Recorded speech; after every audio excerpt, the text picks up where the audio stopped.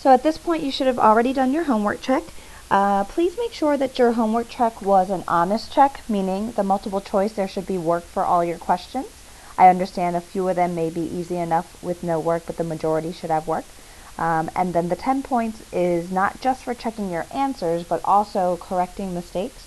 Same thing for the 2009. 40 points for doing all 6 free response questions, but 10 points for checking and correcting mistakes.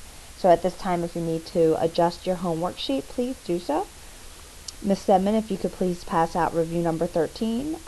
When they're done with their homework check, we will go through the notes, and then hopefully there will be time left over for students to just ask questions about the 2009 test, because that'll be the first complete test that they've completed.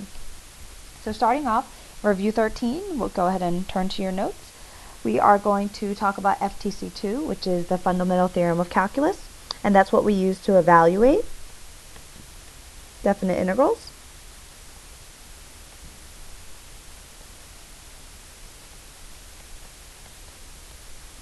Alright, so the way we do that is if I want to find the integral from a to b of a function, then we find its antiderivative, substitute in the b value, find its antiderivative, substitute in the a value. Few different ways that you can write this. We could rewrite, instead of a function, we could actually call it the derivative, and then the antiderivative would just be f, so f of b minus f of a. It says exactly the same thing. And then the third way is tested a lot on the AP. So that's the one where we solve for f of b by adding f of a to the other side of the equation. So f of b is equal to, f of a plus the integral from a to b of f prime of x dx. So this is the one where we said a final value is equal to an initial value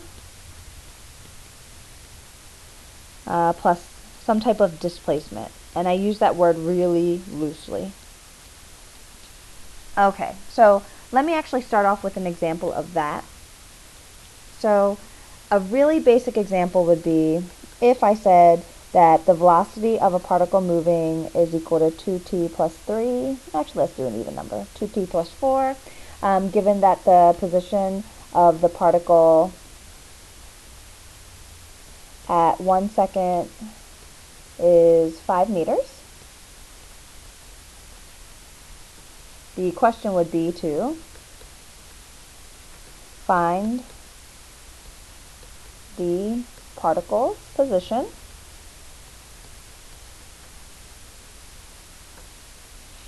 at 6 seconds, let's say. So this can actually be done two ways, and I actually do want to spend the time to show you both ways. Method 1, I'm going to use FTC2. So given that I want the position, to get from velocity to position, I would need an integral. But to find the position at time 6, you can't just simply take the integral of v of t. The position at time 6 would be equal to the initial position plus the displacement from 1 till 6 of the velocity dt. So what you'll see is that is literally f of b is equal to f of a plus the integral from a to b of f prime of x dx. That's what I'm using. And that's going to be really important, remembering that anytime you use an integral to find a value, you're going to need this piece, the initial value. And that's what most of you, when you get these problems incorrect, you forget to add in the initial value. There is a second way to do the problem. It actually uses the c value. So I could physically find the s of t function. That would be t squared plus 4t and then plus c. And then I can use the point 1 comma 5 to solve for the c value.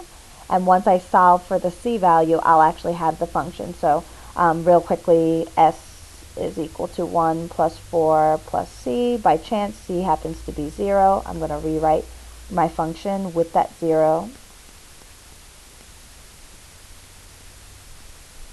And therefore, s sub 6 would be equal to the function 6 squared plus 4 times 6 plus the 0.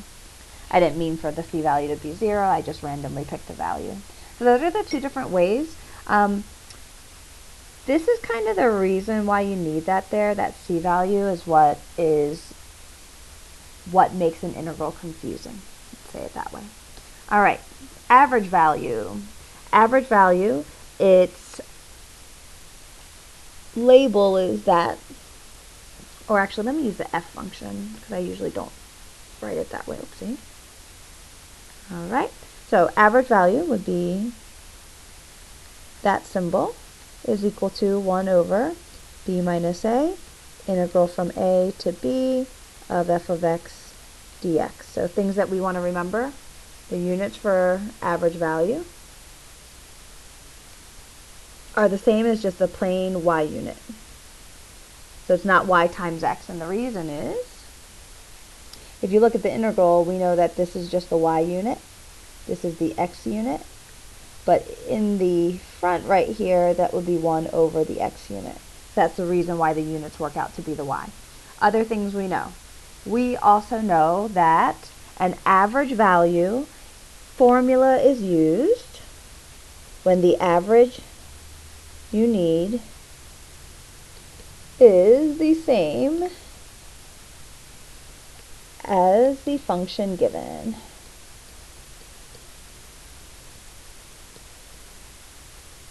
Okay, and that is more applicable when we do word problems. The average value, graphically speaking, says that if I give you the graph of a function, it's not going to be the best graph. Let me actually make some real lines here. So that guy, let's say this guy, and then we just draw a function from A to B. Say the average value says that if you find the net signed area, so that would be that piece, which is negative, is going to cancel part of the positive area, but the net signed area, if you were to find how much that was, you should be able to find a y value. We'll call that the average value, where if you make a rectangle at that average value, the area of this pink rectangle is the same as the net signed area of the yellow pieces. So that's what the average value finds. Given the average value, remember that there's also the mean value theorem for integrals. And all it says is if f of x is continuous on a closed interval from a to b, then you can find the average value is an actual value in that interval. So you should be able to find a y value that matches that average value. And in my graph, that value, C, would be right there. Okay, so average value versus average rate of change. Average value is used when the same function, and average rate of change is used when a derivative is involved. So you'll see things like, given a function r of t, your r of t is in gallons per minute.